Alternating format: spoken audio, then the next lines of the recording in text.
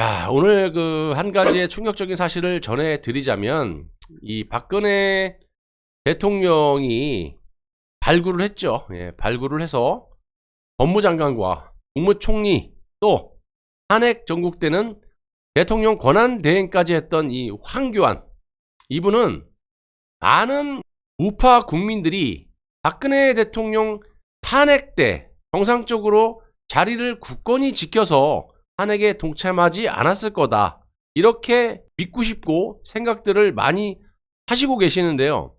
정확하게 사실을 말씀을 드리면 황교안도 탄핵 주범 중에 주범일 수밖에 없다, 이렇게 어쩔 수 없이 말씀을 드릴 수밖에 없습니다. 이유를 말씀드리자면 박근혜 대통령 탄핵이 들어가게 되면 대한민국, 물론 박 대통령의 탄핵이던 노무현 때도 그렇고 대통령의 탄핵이 들어가게 되면 대한민국 법무부에서 대통령 탄핵 심판 사건 의견서를 제출하게 됩니다.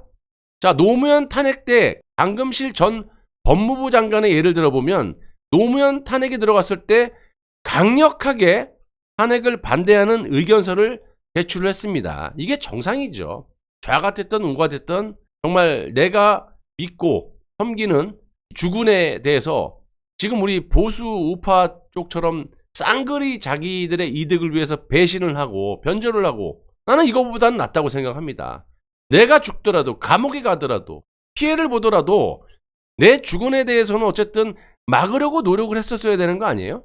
강금실은 어쨌든 그렇게 했어요. 노무현 탄핵을 막기 위해서 법무부 장관으로서 아주 강건하게 반대 의견서를 제출을 했었습니다. 그 근거는 아직까지도 법무부에 떠 있다라는 겁니다. 2004년 노무현 탄핵 의견서는요, 여러분들이 법무부 홈페이지에서 누구나 다운을 받을 수가 있어요. 지금이라도 가서 받으시면 됩니다.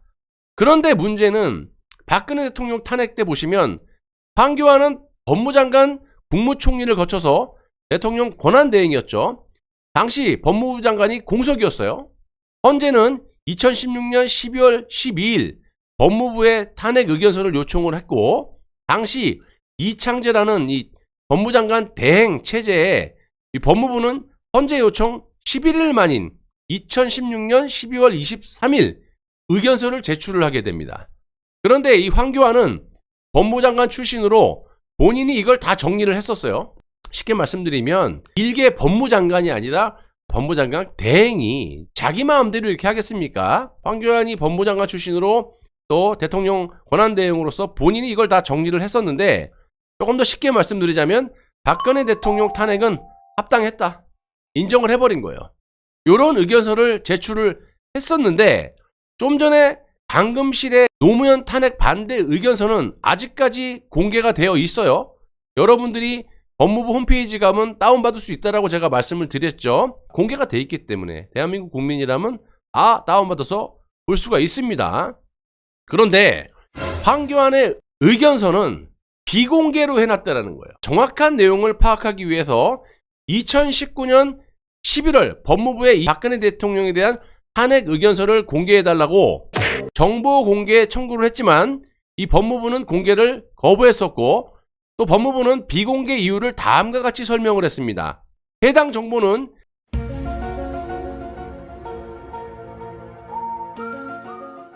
공공기관 정보 공개에 관한 법률 제9조 제1항 제4호 제5호에 따라 비공개합니다. 참 말을 참 어렵게 합니다. 그냥 한마디로 숨기고 싶은 거야. 욕먹기 싫으니까. 박근혜 대통령 탄핵을 국회에 소추해서 탄핵 세력들이 했는데 강금실은 막으려고 했었어. 완강히 반대를 했고 그 자료가 지금도 볼 수가 있습니다, 공개로. 근데 황교안은 비공개로 해놨다라는 거지. 그래서 정보 공개 청구를 했는데 안 된다 그러면서 했던 말이 이렇게 어렵고 베베 꼬는 말들이었어요. 일반 시민들이 이게 무슨 말인 줄 알겠습니까?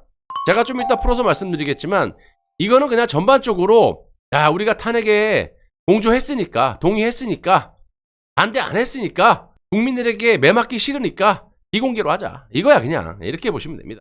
자, 그런데 헌법재판소는 2020년 3월 3일 열람 복사를 신청한 다음날 곧바로 법무부 탄핵 의견서에 대한 열람 복사를 허가했고요. 이로써 비공개로 그대로 묻힐 뻔했던 박근혜 대통령 탄핵 관련 이 황교안의 법무부 이 탄핵 의견서 전문을 입수하게 된 겁니다. 자, 그렇다면 또 저에게 무슨 근거로 이딴 멍멍이 같은 소리를 하느냐? 이러실 거 아니겠어요? 황교안 또 지지하시는 분들은. 눈이 있으시다면 직접 전문을 보시기 바랍니다. 황교안은 지금까지도 이렇게 속이고 있어요. 2016년 황교안 직무대행 당시 법무부의 탄핵 의견서 전문을 입수했다. 요거예요. 화면에 왼쪽에 보이는 것이 노무현 탄핵 때 법무장관이었던 강금실이가 의견서를 제출했는데 뭐가 틀립니까? 여기 이렇게 봤을 때는 이 표지거든요. 맨 앞장. 요거 봤을 때는 왼쪽 게 강금실 노무현 탄핵 때 이 법무부의 의견서고요. 그리고 오른쪽 게 황교안 권한대행 때 법무부가 제출한 의견서입니다. 뭐가 틀려요? 다 똑같죠? 자, 그런데 여기는 보면 2004년 3월 24일 밑에 법무부 장관 강금실이라고 딱 적시가 되어 있습니다. 이름이. 그리고 오른쪽 건 황교안 권한대행 때 법무부 장관 그리고 익명으로 되어 있죠. 익명이라는 건 뭐 여러 가지로 해석을 할 수 있지만 그냥 없어요. 이름이 없어요. 왜냐? 당시 법무장관은 공석이었기 때문이에요.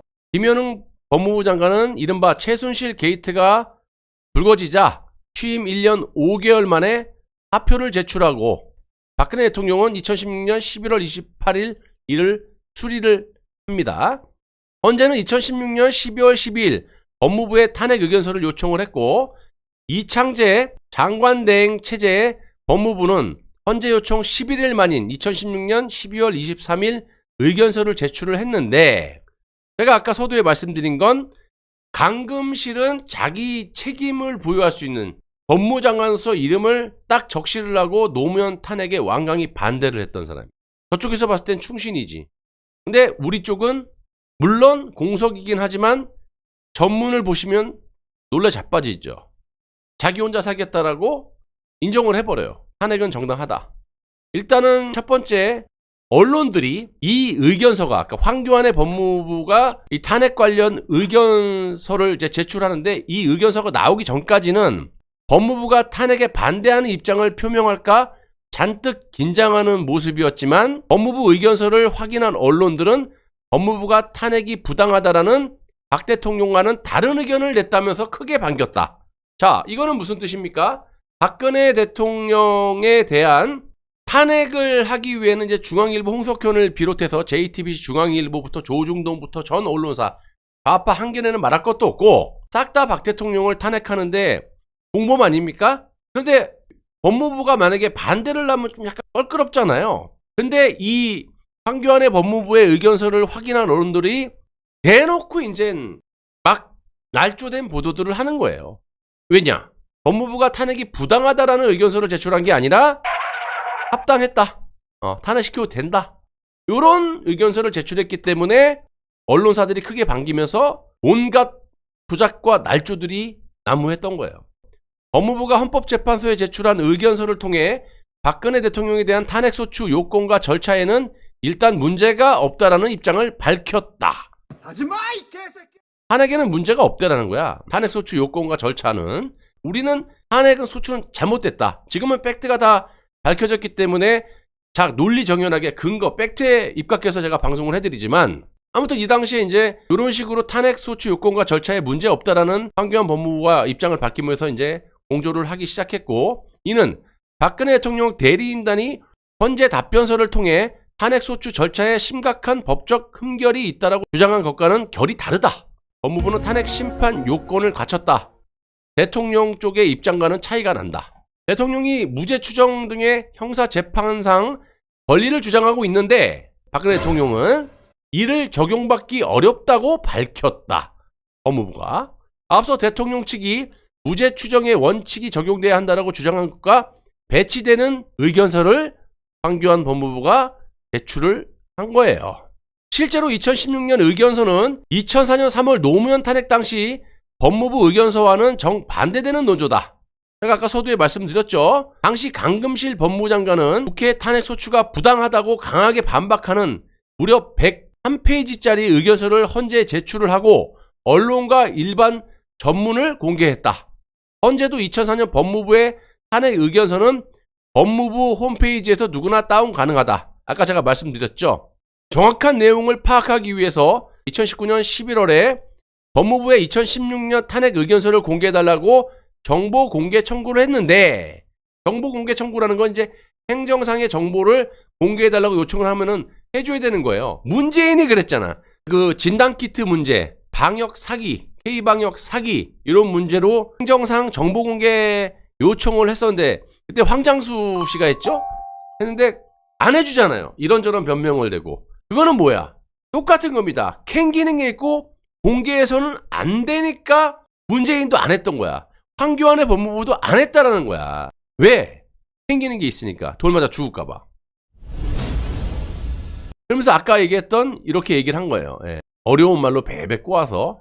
그런데 이제 헌법재판소가 열람 복사를 신청한 다음날 곧바로 이렇게 허락을 해서 법무부 탄핵 의견서는 상대적으로 강금실이는 103페이지고 이 황교안의 법무부는 총 33페이지밖에 안 돼.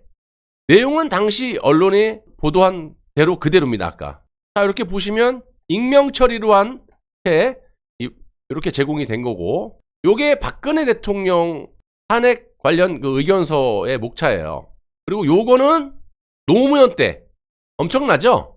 당시 강금실이라는 여자 법무부 장관이 대통령의 탄핵을 막으려고 조목조목 103페이지나 되는 의견서를 제출했던 거고, 황교안은 꼴랑 38페이지 하면서도 그것도 비공개, 정보공개 요청을 했는데 비공개를 했다. 근데 나중에 헌법재판소에서 그거를 하필을 허락하는 바람에 요거를 전문까지 다 입수를 한 거죠. 황교안 법무부는 뭐냐? 결과적으로 이 사건, 박근혜 대통령에 대한 탄핵 소추는 국회, 이 변절자들, 탄핵 세력들의 이 소추안 발의 및 의견 요건을 충족하고 있고, 헌법재판소에 적법한 소추 의결서 공문이 제출됨으로써 박근혜 대통령에 대한 탄핵 심판의 형식적 적법 요건은 일단, 그러니까 일응이 일단이라는 얘기인가요? 일본말 같은데. 일응 갖추었다라고 볼 거다. 이렇게 의견 정리를 간단하게 36페이지로 해갖고 올린 거예요. 자, 특이한 점은 이 탄핵 의견서는 형식상 익명 문건이라는 점인데, 의견서에 어디에도 작성자의 실명이 없었다. 당시 공석이었던 법무장관 직함과 직임만 찍혀있을 뿐이다. 심지어 헌재는 의견서 하단에 첨부된 법무부 결재자 명단조차 익명 처리한 채 제공을 했고, 반면에 노무현 탄핵 때 강금실이 제출한 이 탄핵 의견서는 법무부 장관 강금실이라고 작성 책임자의 이름이 명확하게 기재가 돼 있어요. 그런데 여기 보시면 황교안의 법무부는 다 익명 처리 다 가려져 있죠. 이렇게 여지까지 여러분들을, 국민들을 새빨갛게 속여왔던 거예요. 자, 그렇다면 황교안은 지금까지도 국민들을 끝까지 속이고 있는 것이고요. 자신있게 말씀드릴 수 있는 부분은 이 부분에 대해서, 제가 말씀드린 부분에 대해서 전혀 반박조차 못하고 있는 것도 사실입니다. 자, 그렇다면 박근혜 대통령을 지지하시는 많은 우파 국민들 입장에서 봤을 때 황교안이 잘한 겁니까? 못한 겁니까? 탄핵 주범입니까? 충신입니까? 또 좌파 전 법무장관인 강금실보다 잘난 사람입니까? 못난 사람입니까? 부정선거를 주장하면서 부정선거 고발건을 싹 다 17개인가요?